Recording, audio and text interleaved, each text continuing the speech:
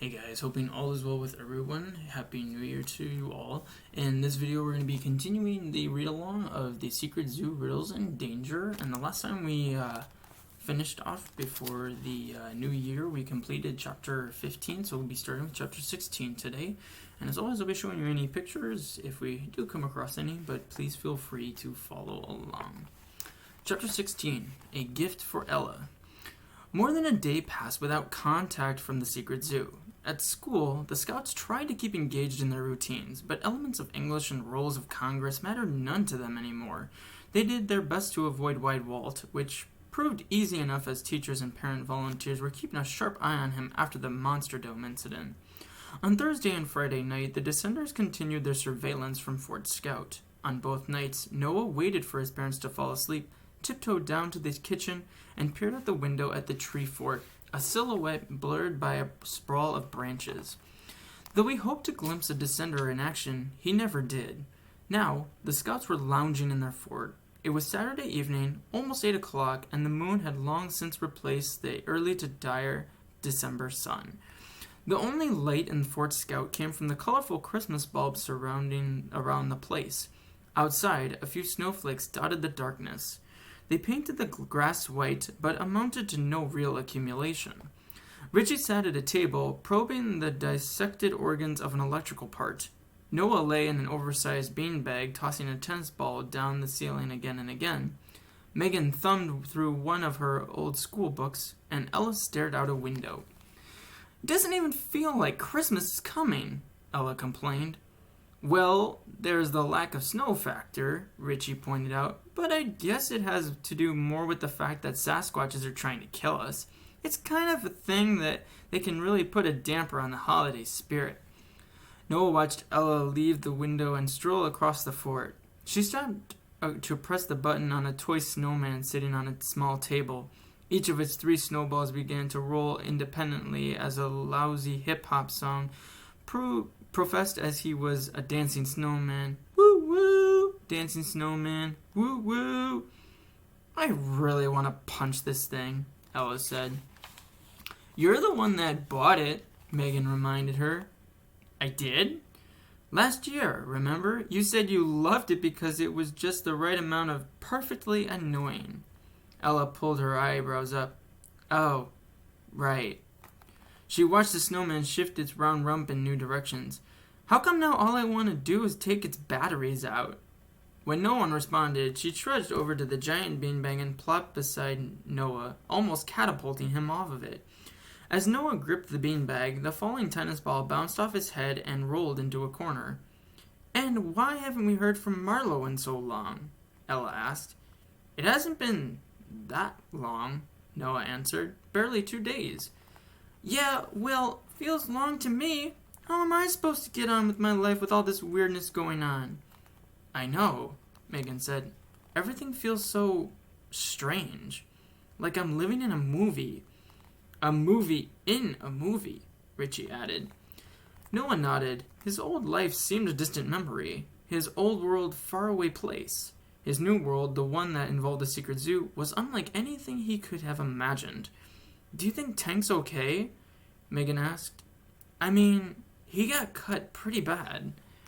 "Tank," Richie said, "that guy could walk away from a nuclear bomb. He held an electrical piece toward his friends. Hey, what do you guys know about reading the color band of a resistor?" Ella said, "About as much as I know about building a satellite. Or milking a cow." "Don't ask me," Megan said. "I don't do electronics." Noah shrugged. The Scouts became quiet for a while. Christmas lights blinked on and off, casting shadows in new ways. Noah reached out his arm to reclaim his tennis ball. Megan read her book. Richie paddled his fingertips through his spill of circuitry. Ella rose, walked to the toy snowman, and pressed its button again. The snowman rolled and shimmied as the song played. "Dancing snowman, woo woo, dancing snowman, woo woo." She turned it upside down and gutted its batteries. When the Scouts started up conversation again, the topic returned to the Secret Zoo. An hour blurred past as they discussed the grottos, the portals, the city of species, and the sectors. They recalled their adventures in the Water Tower, the Secret Metropolis, the Darklands, and the Secret Pollywog Bog. They wondered about the Shadowist, Kavita, the Forbidden Five, and all the Descenders they had yet to meet. There was so much to the Secret Zoo, so much they didn't understand. Would they ever? Noah hoped they would. At some point, Ella walked over to the small Christmas tree against one side of the fort. Less than 2 feet tall, the tree's sparse limbs held only a few dull ornaments, bulbs that they had barely avoided being pitched away several years ago. The tree, dry and frail, seemed to be warning the world that it could topple at any moment. "Honestly, Richie," Ella said, knowing he had picked out that tree, "did you swipe this thing from Charlie Brown, or what?" "Show it your love, and it'll show you its beauty," Richie said, "just like anything else." Ella touched one of its limbs, and needles rained off her fingertips. Talk about a fire hazard. 4 presents were tucked beneath the tree. Ella crouched and sifted through them, reading the tags. Then she stood straight side and again remarked, "Doesn't even feel like Christmas." A strand of lights flashed, revealing Ella to Noah. Her lips were quivering, her eyes brimming with tears. She wasn't just being grumpy. She was truly sad. And as Noah abruptly realized why, his heart sank.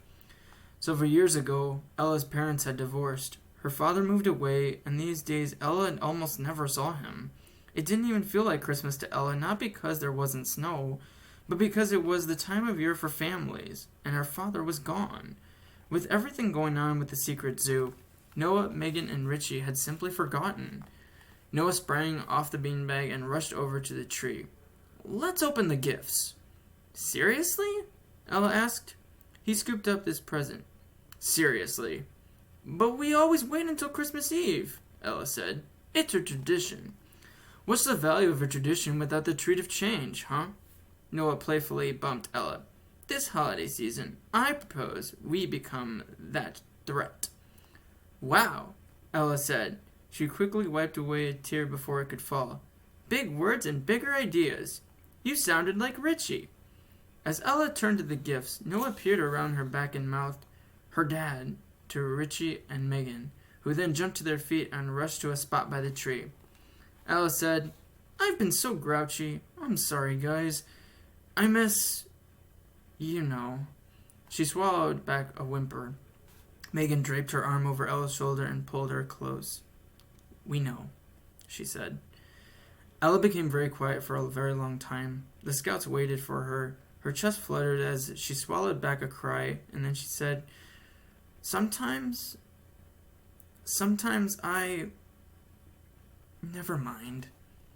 Megan rested the side of her head against Ella's. "It's okay, girlfriend." Everyone became quiet and shared in Ella's pain. A few minutes passed. Different strands of light blinked on and off, rearranging the shadows. The wind whistled and a distant car revved. "Who wants to go first?" Megan asked.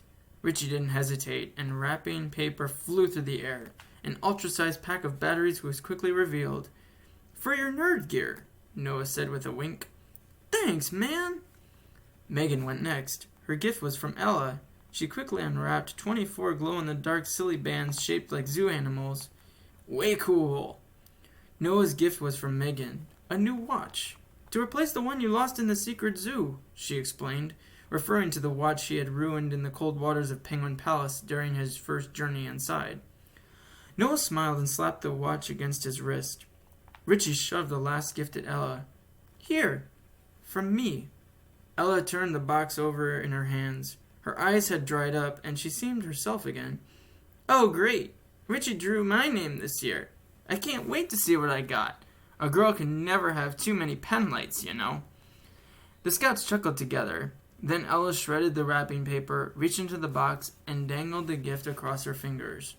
A charm bracelet. Silver with round links, it had 5 charms, each with 1 or more words on it. "What do they say?" Megan asked. Ella stayed quiet for what seemed a long time. Finally, she read them out loud. Megan, Noah, Ella, Richie. She paused for a few seconds, then read the last charm. best friends forever. A flash of colorful light revealed the start of Ella's smile. She slipped her wrist into the bracelet, then held it in front of her. The blinking Christmas lights sparkled on the shiny silver. A fresh tear welled in her eye. Richie said, "You have no idea how hard it was to find Noah as a charm," as he stuffed batteries into his jacket pockets. His flat, casual tone suggested he had no idea that his gift had touched Ella's heart. "I think I spent a week Googling that thing, and then I had to pay a small fortune for shipping." Ella's shoulders went limp. Her smile grew. "It's..." She raised her hand and allowed the bracelet to slide a bit down her arm. "It's really great, Richie." Just then, Mrs. Nowicki called out for her children to head indoors. "Coming!" Noah shouted. He quickly gathered up wrapping paper, wadded it, then shot it into a wastebasket. "Come on, guys," he said. "Time to go." They stood, gathered their things, and headed to the slide. Megan went first. As Noah prepared to go, he glanced over his shoulder and spotted Ella hugging Richie. As they released each other, the lights flashed and Noah saw Ella's lips move in a soundless thank you. Noah, sensing he was intruding on a private moment, turned and sped down the slide. After a bit, Ella and Richie joined them on the ground. The friends tore across the backyard, leaving faint footprints in the dusting of snow. Richie and Ella headed to the street, and Megan went inside. At the door, Noah reached down and unplugged the extension cord for the lights. Fort Scout stood empty and dark. For now. But in just a couple of hours, it would be invaded again, this time by another set of visitors. Very different visitors, with very different intentions. The door closed, leaving behind Noah's world like an offering to the night. Chapter 17. Richie goes blind and chocolatey. "What time is it?" Ella asked Richie. The two of them were walking home from Noah and Megan's, Richie's pockets full of new batteries and a new charm bracelet dangling from Ella's wrist. They were expected by their parents to go to Ella's house, where a few neighborhood moms, including Richie's, were playing cards. Richie pulled back his sleeve. "Almost 9:30. Ella scanned the surrounding yards. "Which is a lot like almost 10 o'clock. "Huh?" "The Tarsiers. They come out at 10. Richie glanced into the trees. "That's right. I almost forgot." Ella stared into the bushes in Mrs. Johnson's yard. Then she peered into a hollow tree. "Do you think it's ever weird that we've never seen them? I mean, never?" Richie shrugged. How you saw how small they are, and the way they blend in with the trees?" They turned into another street and neared Ella's house.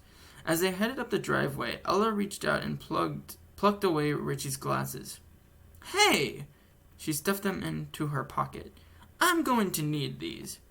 "What are you..." "Let's check out the Tarsiers." "Well, we'll tell our moms that you forgot your glasses at Noah's. That'll give us a reason to go back. We can go into the woods by the Millers, just for a few minutes." Richie considered this. "I don't know," he said at last. "What if... Quit being such a wimp." As they turned onto the sidewalk leading to the front door, Richie felt his way, his hands probing the space in front of him. "I can't see a thing without my glasses." His ankle slipped off the edge of the concrete, and he almost fell. Ella grabbed his wrist and escorted him onto the porch. Richie stumbled on the welcome mat and banged his forehead on the door. Someone inside hollered, "Come in!" and Ella burst out laughing.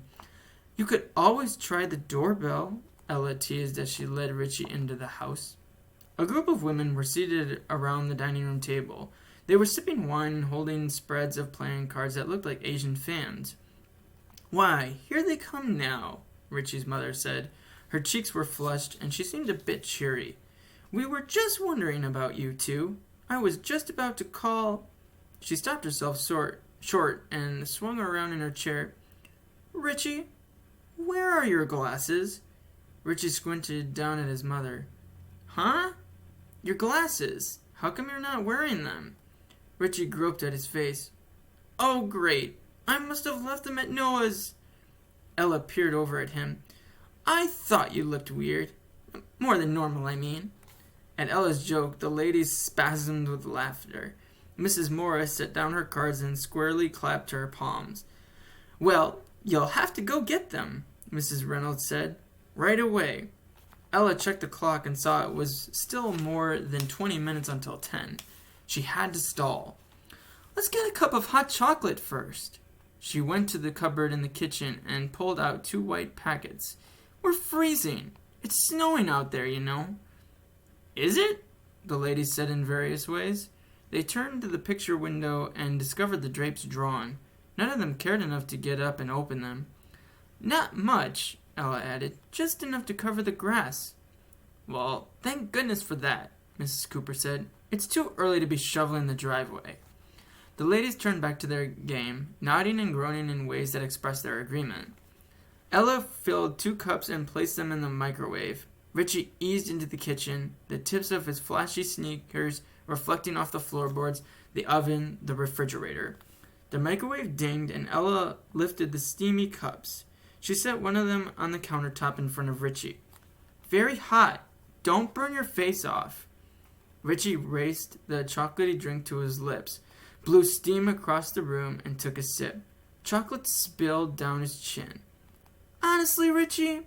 Ella swept up a nearby napkin and dapped his chin like a mom. "How blind are you?" Richie peered at her. "Let's just say your face looks like someone squashed it with a really big thumb." The 2 of them slurped their hot chocolate and watched the clock. Minutes slipped by. In the dining room, the ladies shuffled cards and laughed too loudly.